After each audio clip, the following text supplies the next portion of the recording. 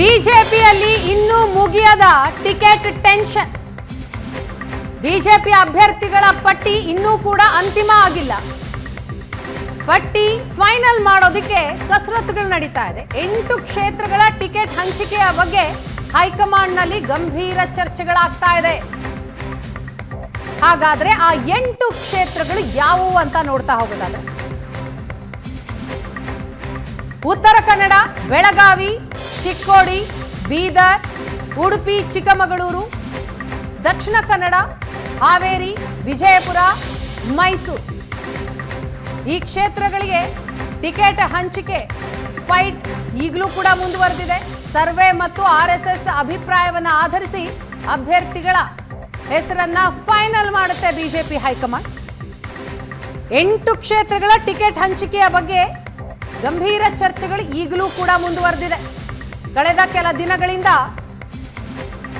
ದೆಹಲಿಯಲ್ಲಿ ಮೀಟಿಂಗ್ಗಳ ಮೇಲೆ ಮೀಟಿಂಗ್ಗಳಾಗ್ತಾ ಇದೆ. ರಾಜ್ಯ ನಾಯಕರು ಕೂಡ ತಮ್ಮ ಅಭಿಪ್ರಾಯವನ್ನ ವ್ಯಕ್ತಪಡಿಸಿದ್ದಾರೆ. ಸರ್ವೆ ಮತ್ತು RSS ಅಭಿಪ್ರಾಯ ಆಧರಿಸಿ ಅಭ್ಯರ್ಥಿಗಳ ಫೈನಲ್ ಲಿಸ್ಟ್ ರೆಡಿ ಆಗುತ್ತೆ.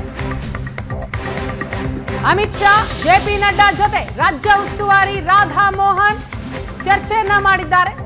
ಈ ಬಾರಿ 12ರಿಂದ 13 ಹಾಲಿ ಸಂಸದರಿಗೆ ಟಿಕೆಟ್ ಮಿಸ್ ಆಗುತ್ತಾ?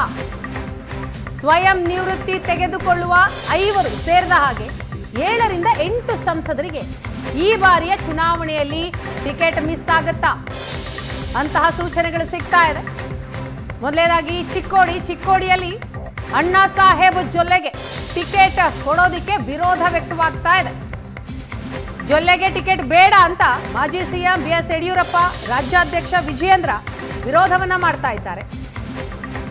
ರಮೇಶ್ ಕತ್ತಿಗೆ ಟಿಕೆಟ್ ಕೊಡಿ ಅಂತ ಹೇಳ್ತಾ ಇದ್ದಾರೆ. ಆದ್ರೆ ಅಣ್ಣಾ ಸಾಹೇಬ್ ಜೊಲ್ಲೆಗೆ ಟಿಕೆಟ್ ನೀಡೋದಿಕ್ಕೆ ಸ್ಥಳೀಯ RSS ಒಲವನ್ನ ತೋರ್ತಾ ಇದೆ. ಅಣ್ಣಾ ಸಾಹೇಬ್ ಜೊಲ್ಲೆಗೆ ಟಿಕೆಟ್ ಬೇಡ ಅಂತ ಯಡಿಯೂರಪ್ಪ ಹಾಗೂ ವಿಜಯೇಂದ್ರ ವಿರೋಧ ಮಾಡ್ತಾ ಇದ್ರೆ, ಮತ್ತೊಂದು ಕಡೆ ಅವ್ರಿಗೆ ಟಿಕೆಟ್ ಕೊಡಬೇಕು ಅಂತ ಸ್ಥಳೀಯ RSS ಆಸಕ್ತಿಯನ್ನ ತೋರಿಸ್ತಾ ಇದೆ. ರಮೇಶ್ ಕತ್ತಿಗೆ ಈ ಬಾರಿ ಟಿಕೆಟ್ ಕೊಡಿ ಅಂತ BSY ಹಾಗೂ ವಿಜಯೇಂದ್ರ ಹೇಳ್ತಾ ಇದ್ದಾರೆ. ಈ ಬಗ್ಗೆ ಹೈಕಮಾಂಡ್ ನಾಯಕರ ಮುಂದೆಯೂ ಕೂಡ ವಿಷಯವನ್ನ ತಿಳಿಸಿದ್ದಾರೆ. ಚಿಕ್ಕೋಡಿಯಲ್ಲಿ ಅಣ್ಣಾ ಸಾಹೇಬ್ ಜೊಲ್ಲೆಗೆ ಟಿಕೆಟ್ ಕೊಡಬಾರದು, ಬದಲಿಗೆ ರಮೇಶ್ ಕತ್ತಿ ಅವರಿಗೆ ಟಿಕೆಟ್ ಕೊಡಿ ಅಂತ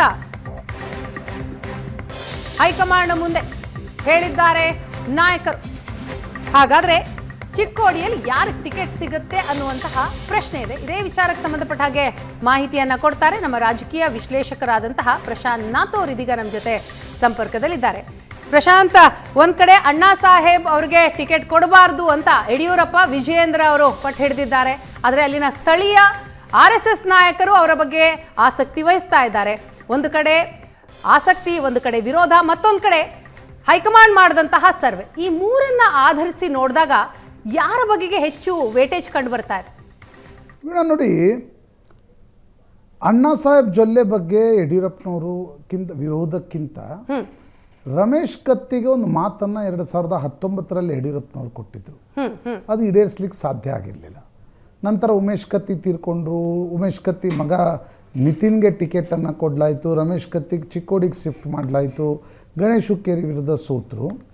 ಯಡಿಯೂರಪ್ಪನವರು ಈ ಬಾರಿ ಶತಾಯಗತಾಯ ಬೆಳಗಾವಿ ಅಥವಾ ಚಿಕ್ಕೋಡಿಯಲ್ಲಿ ಒಂದು ಕ್ಷೇತ್ರವನ್ನು ರಮೇಶ್ ಕತ್ತಿಗೆ ಕೊಡಬೇಕು ಅಂತಕ್ಕಂಥದ್ದನ್ನು ಕೋರ್ ಕಮಿಟಿಯಲ್ಲೂ ಹೇಳಿದರು, ದಿಲ್ಲಿಯ ಸಭೆಯಲ್ಲೂ ಕೂಡ ಸ್ಪಷ್ಟಪಡಿಸಿದ್ದಾರೆ.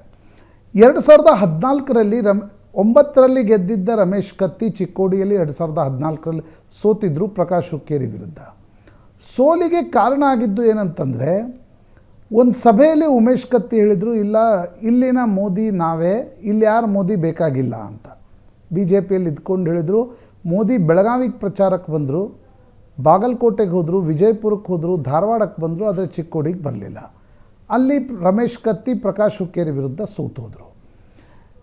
ಆ ಒಂದು ಮಾತು 2019ರಲ್ಲಿ ರಮೇಶ್ ಕತ್ತಿಯವರ ಟಿಕೆಟನ್ನು ಕೂಡ ನಿರಾಕರಿಸಲಾಯಿತು. ಅಣ್ಣಾ ಸಾಹೇಬ್ ಜೊಲ್ಲೆ ಅವ್ರಿಗೆ ಟಿಕೆಟ್ ಸಿಕ್ತು, ಅವ್ರು ಗೆದ್ದರು. ಅವರ ಪತ್ನಿ ಶಶಿಕಲಾ ಜೊಲ್ಲೆ ನಿಪ್ಪಾಣಿಯ ಶಾಸಕಿಯೂ ಕೂಡ ಹೌದು. ಈಗ ಯಡಿಯೂರಪ್ಪನವ್ರು ಹೇಳ್ತಾ ಇದ್ದಾರೆ, ಅಣ್ಣಾ ಸಾಹೇಬ್ ಜೊಲ್ಲೆ ಅವರ ಟಿಕೆಟನ್ನು ತಪ್ಪಿಸಿ ರಮೇಶ್ ಕತ್ತಿಗೆ ಚಿಕ್ಕೋಡಿಯಲ್ಲಿ ಕೊಡಿ. ಒಂದು ವೇಳೆ ಚಿಕ್ಕೋಡಿಯಲ್ಲಿ ಕೊಡಲೇ ಇಲ್ಲ ಅಂತಾದರೆ ಬೆಳಗಾವಿಯಲ್ಲಾದರೂ ಕೊಡಬೇಕು ಅಂತಕ್ಕಂಥದ್ದು. ಹೀಗಾಗಿ ಚಿಕ್ಕೋಡಿಯಲ್ಲಿ ಅಣ್ಣಾ ಸಾಹೇಬ್ ಜೊಲ್ಲೆ ಅವರ ಟಿಕೆಟ್ ತಪ್ಪತ್ತಾ ಅಂತಕ್ಕಂಥ ಒಂದು ಚರ್ಚೆ ಇದೆ. ಮೊನ್ನೆಯ ಪ್ರೀ CEC ಮೀಟಿಂಗ್ನಲ್ಲಿ ಅಮಿತ್ ಶಾ ಎದುರುಗಡೆ ಕೂಡ ಈ ಸೀಟ್ನ ಬಗ್ಗೆ ವಿಸ್ತೃತ ಚರ್ಚೆ ಆಗಿದೆ. ಬೆಳಗಾವಿ ಮತ್ತು ಚಿಕ್ಕೋಡಿಯಲ್ಲಿ ಇಲ್ಲಿ ಯಾರಕ್ಕೆ ಕೊಡಬೇಕು, ಅಲ್ಲಿ ಯಾರಕ್ಕೆ ಕೊಡಬೇಕು ಅಂತಕ್ಕಂಥದ್ದು ಇಂಟರ್ ಕನೆಕ್ಟೆಡ್ ಇರುತ್ತೆ. ಬೆಳಗಾವಿಯಲ್ಲೂ ಕೂಡ ಸಾಕಷ್ಟು ಹೆಸರುಗಳಿವೆ.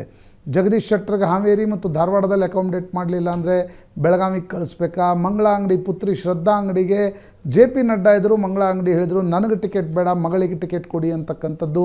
ಒಂದು ವೇಳೆ ಜಗದೀಶ್ ಶೆಟ್ಟರ್ ಕೊಡಲಿಕ್ಕೆ ಸಾಧ್ಯವೇ ಆಗದೇ ಇದ್ದರೆ ಶ್ರದ್ಧಾ ಅಂಗಡಿಗೆ ಬೆಳಗಾವಿಯಲ್ಲಿ ಅಕಾಮಿಡೇಟ್ ಮಾಡೋದಾದರೆ ರಮೇಶ್ ಕತ್ತಿ ಅವರನ್ನು ಚಿಕ್ಕೋಡಿಯಲ್ಲಿ ಮಾಡಬೇಕಾ ಅಂತಕ್ಕಂಥದ್ರ ಬಗ್ಗೆ ವಿಸ್ತೃತ ಚರ್ಚೆ ನಡೆದಿದೆ. ಅಣ್ಣಾ ಸಾಹೇಬ್ ಜೊಲ್ಲೆ ಒಂದು ರೀತಿಯಲ್ಲಿ ಅಣ್ಣಾ ಸಾಹೇಬ್ ಜೊಲ್ಲೆ ಶಶಿಕಲಾ ಜೊಲ್ಲೆ ಅವರನ್ನು ಕೂಡ ದಿಲ್ಲಿ ಹೈಕಮಾಂಡ್ ಮಂತ್ರಿಯನ್ನಾಗಿ ಮಾಡಿತ್ತು. ನಿಮ್ಗೆ ನೆನಪಿದ್ರೆ ಝೀರೋ ಟ್ರಾಫಿಕ್ ತೆಗೆದುಕೊಂಡು ಕೊನೆಯ ಗಳಿಗೆಯಲ್ಲಿ ಯಡಿಯೂರಪ್ಪನವರ ಸಂಪುಟದಲ್ಲಿ ಪ್ರಮಾಣ ವಚನವನ್ನು ಪಡೆದಿದ್ದರು.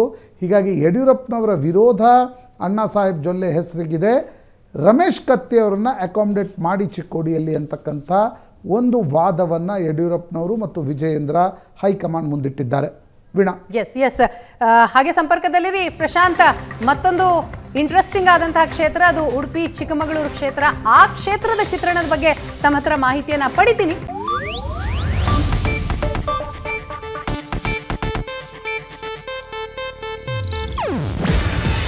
ಇದು ಏಷ್ಯಾನೆಟ್ ನ್ಯೂಸ್ ನೆಟ್ವರ್ಕ್ ಪ್ರಸ್ತುತಿ. ನೀವು ನೋಡ್ತಿದ್ದೀರಾ ಏಷ್ಯಾನೆಟ್ ಸುವರ್ಣ ನ್ಯೂಸ್.